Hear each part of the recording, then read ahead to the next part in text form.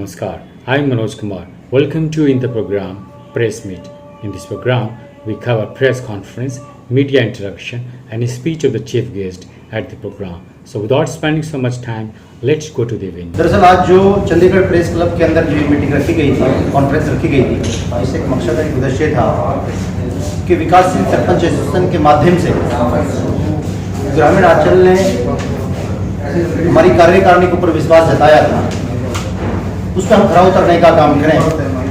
और सरकार जिन बातों को नहीं मान रही है, सरकार जिन काले कानूनों को पंचायत राज के इलेक्टेड बॉडी के ऊपर थोप रही है, उन काले कानूनों को तत्काल प्रभाव से सरकार हटाने का काम करे और हमारी 11 सूत्री जो मांगे हैं उन मांगों को मानने का काम करे। अगर सरकार इस बात पर नहीं आमादा होती है कि ये हमने गलत किया है, तो निश्चित तौर पर सरकार को इसका हर्जाना भुगतना पड़ेगा आने वाले दिनों में। चाहे लोकसभा की हम बात करें, चाहे विधानसभा की हम बात करें, बहुत बड़ा हर्जाना उनको भुगतना पड़ेगा। हमारी दरअसल 73वें संशोधन की 11वीं सूची के अंदर जो 29 अधिकार केंद्र सरकार ने दिए हुए हैं, विभिन्न प्रदेशों में वो लागू है धरातल पर, वो हरियाणा प्रदेश के अंदर भी तुरंत तत्काल प्रभाव से लागू किए जाने चाहिए, जो सरपंच स्वतंत्र हो सके अपने गांव के विकास को कराने में, अपने गांव की व्यवस्था बनाने में, सिस्टम को मजबूत कर सके, अपनी पंचायत के सिस्टम को मजबूत कर सके, उसके लिए स्वतंत्र होना चाहिए। जो स्वतंत्र नहीं होगा तो किसी भी कीमत पर पंचायत का विकास संभव नहीं है।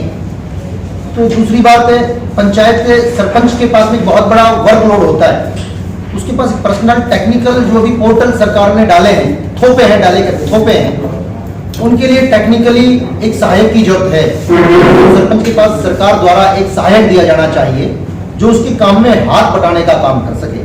सरपंच बाहर के काम को संभालने का काम करे और जो टेक्निकल काम है, चाहे वो इंटरनेट के माध्यम से, टेक्निकल माध्यम से, उनको वो सहायक व्यवस्थित तरीके से बनाकर और व्यवस्थित तरीके से पंचायत को चलाने का काम किया जाए। निश्चित तौर पर अगर हमारी मांगे सरकार ने जो आपके माध्यम से संदेश पहुंच रहा है, मानव कैबिनेट मंत्री देवेंद्र बबली के पास, मानव प्रदेश के मुख्यमंत्री के पास, जो आपके माध्यम से हमारा संदेश आज कॉन्फ्रेंस के माध्यम से संदेश पहुंच रहा है, अगर हमें बुलाकर अगर मांगों को मानने का काम नहीं किया गया तो विकासशील सरपंच एसोसिएशन एक बहुत बड़ी रूपरेखा तैयार करके आंदोलन की तरफ रुख करने का काम करेगी, सरकार को घुटनों के बल लाने का काम करेगी। ऑनलाइन पोर्टल से हमें कोई प्रॉब्लम नहीं है। ई टेंडर प्रणाली जो सरकार ने हमारे ऊपर थोपी है, हमें उससे प्रॉब्लम नहीं है। प्रॉब्लम है हमें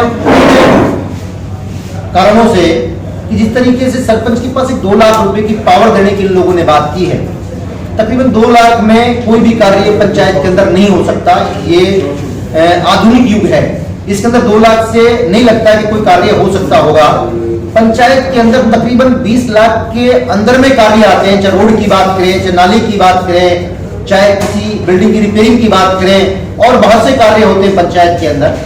तो तकरीबन सरपंचों को 20 लाख तक की पावर दी जानी चाहिए। हमें ई टेंडरिंग का विकासशील सरपंच एसोसिएशन का विरोध नहीं है, बाकी ई टेंडरिंग 20 लाख से ऊपर की जानी चाहिए। 20 लाख तक की पावर सरपंच के पास होनी चाहिए और कोई लिमिट बाउंडेशन नहीं होनी चाहिए। मेरे हिसाब से प्रदेश के अंदर भ्रष्टाचार चरम सीमा पर है। पहले हम उड़ते हुए पंजाब को कहा करते थे, आज हरियाणा उड़ता हुआ है। नशे के मामले में सबसे टॉप हरियाणा प्रदेश चल रहा है। ग्रामीण आंचल के लोगों को, गांव के प्रधानों को, गांव के सरपंचों को, गांव के प्रमुखों को उनके दर्द की पीड़ाओं को मालूम है। वो किन किन परिस्थितियों से उन गांव के अंदर गुजर रहे हैं। रोजाना सुबह शाम 5 बार 6 बार क्या 100 बार स्पष्टीकरण गांव के सरपंच को देना पड़ता है अपने गांव के लोगों के लिए। वो गांव के लोग बोलते हैं कि नशे को किस तरीके से आप बंद करने का काम नहीं कर रहे। गांव के सरपंच 100 बार चक्कर मार के एडमिनिस्ट्रेटर के पास जाते हैं, अपने लेटर हेड पर लिख करके मेरे गांव से नशा मुक्त किया जाए, मेरे गांव से नशे को खत्म किया जाए। आज मेरे गांव के अंदर स्मगलर घुस रहे हैं, मेरे गांव के अंदर नशा करने वालों की तादाद बढ़ रही है, बाकी कोई इनकी बातों पे ध्यान देने का काम नहीं जाता। सरकार की मंशा है पंचायत राज की इलेक्टेड बॉडी को खत्म कर इसे बिल्कुल गांव के लोगों को बौड़ा कर दिया जाए, गांव के लोगों को लाचार कर दिया जाए। इन लोगों की विशेष दुश्मनी है गांव के ग्रामीण अंचल के लोगों से, जो कि तकरीबन जब इन लोगों को 2 प्लान से इन लोगों को बैठा रखा है, 2 टर्म से ये लोग सरकार में बैठे हुए हैं। गांव के लोगों ने इनको जिताकर उम्मीद के साथ यहाँ भेजा था कि ये लोग गांव के अंदर कुछ अच्छी व्यवस्था बनाने का काम करेंगे। दरअसल सच्ची बात है, सरकार जो 9 साल का जश्न मना रही है, वो तो इस बात का जश्न मना रही है कि हमने जो पंचायतों के ऊपर काले कानून थोपे हैं, जिनकी मूंछों को मरोड़ने का काम किया है, इन चौधरियों को पगड़ी को हमने ठोकर मारने का काम किया है, हमने इनके स्वाभिमान को चोट पहुंचाने की जो बात की है, हमने इन लोगों को पहले दिन का चंडीगढ़ और पंचकुला हरियाणा और चंडीगढ़ बॉर्डर के ऊपर जो लाठियों से पानी की बौछारों से और इन लोगों को भगा भगा कर पीटने का जो काम किया था, सरकार उसका जश्न मनाने का काम कर रही है।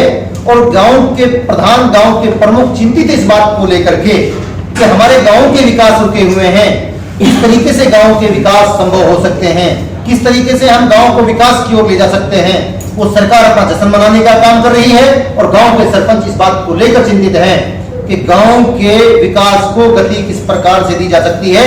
इसलिए लड़ाई लड़ने का मकसद है सरकार से हमारी लड़ाई। हम खुद भारतीय जनता पार्टी के वोटर मतदाता रहे हैं, हमने लोकसभा के अंदर उनको वोट देने का काम किया, हमने विधानसभा के अंदर उनको वोट देने का काम किया। बाकी जब उन लोगों ने ग्रामीण आंचल को और हमारे स्वाभिमान को ललकारने की बात की है, तो इसे हम किसी भी कीमत पर बर्दाश्त करने का काम नहीं करेंगे। ईंट का जवाब पत्थर से देना जानते हैं, हम स्वाभिमानी लोग हैं। जब हम खेत के अंदर अनाज उगाकर इस देश को खिलाना जानते हैं, हम इस देश का पालन पोषण करना जानते हैं, हम बॉर्डरों पर लड़ना जानते हैं, तो हम इस सरकार से भी लड़ना जानते हैं, बखूबी जानते हैं। हम लोग इन लोगों को हम जिताकर यहाँ भेजते हैं, ये लोग हमें गांव में जाकर जिताने का काम नहीं करते।